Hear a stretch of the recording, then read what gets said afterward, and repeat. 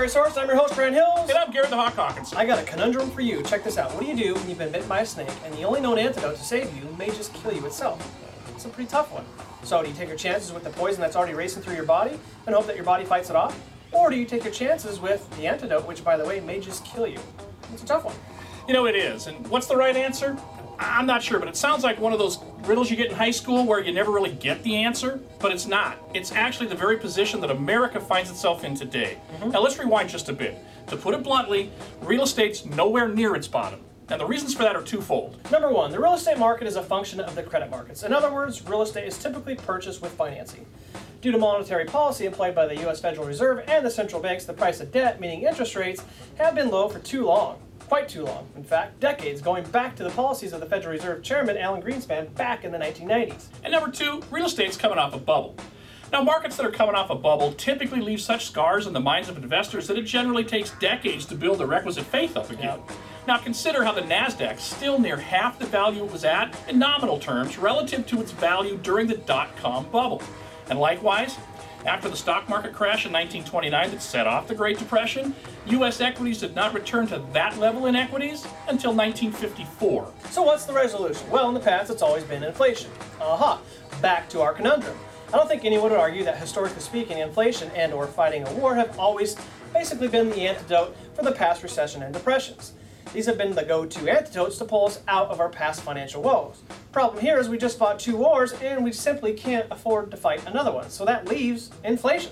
But America can't afford inflation. We can't afford higher gas prices. We can't afford higher interest rates. Heck, 16% of us are unemployed. America can't afford to live as it sits.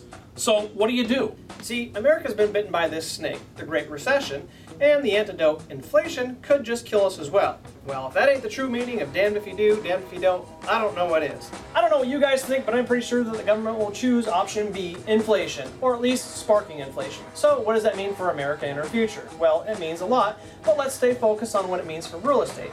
For us, it means a market correction sending interest rates much, much higher. When this happens, markets that are a function of credit buying, such as real estate, will see dramatically reduced buying demand. Lower demand means, you got it, lower prices. So one could argue, to the chagrin of you and I, that real estate investors looking for the next great deal should wait until interest rates rise. Why? Well, if this happens and rates rise and credit's still tight, there'll be a greater demand for buyers that have cash. Yep. With credit tight and high interest rates, the number of qualified buyers will shrink even more, leading to lower demand in real estate and sparking great deals for those that are left. Well, the buyers that have cash. So the ultra smart and the ultra conservative money, they should position themselves to be able to make all cash purchases in the near future.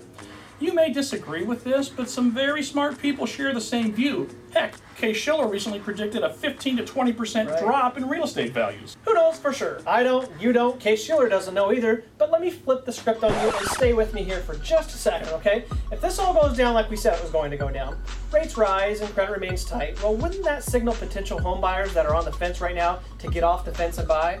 You may say no due to lower prices yet to come, but what happens when that money dries up or becomes too expensive to purchase and they're stuck renting some stinky old apartment? See, it won't even matter what values do because they're stuck. They won't even have an option to buy. Yeah, wouldn't you rather be in your own home, nice and cozy, paying your mortgage down with some super cheap interest rate than stuck on the sidelines in some crappy old apartment wishing for what might have been? Think about it. You know what? Even if values drop a little bit, at least you have something to call your own, and every time you make a mortgage payment, you pay yourself instead of some greedy apartment owner. Think about it. See how we've come full circle here? So don't be afraid to talk about the obvious with your clients and referral partners. People respect the fact that you're real with them, which is, by the way, what we try to do with you guys. We try and respect your intelligence and tell it like it is, which doesn't always mean good news, but hey, that's life, and it's not always wine and roses. You know what? I hope we never become those talking heads that just sit up here and say what some producer sold. Yeah, no doubt. Yeah, and I hope we never become like those guys that just bow down to their corporate sponsors, you know, which, by the way, we have a couple new ones right down below, so make sure you check them out. And also thank you to Nathan Trodall with State Farm Insurance. He's been with the Yari Source as a sponsor from the beginning. Thanks a lot. This is all we got for this week. We will see you next week. I'm Ryan Hills. And I'm Gary the Hawk Hawkinson.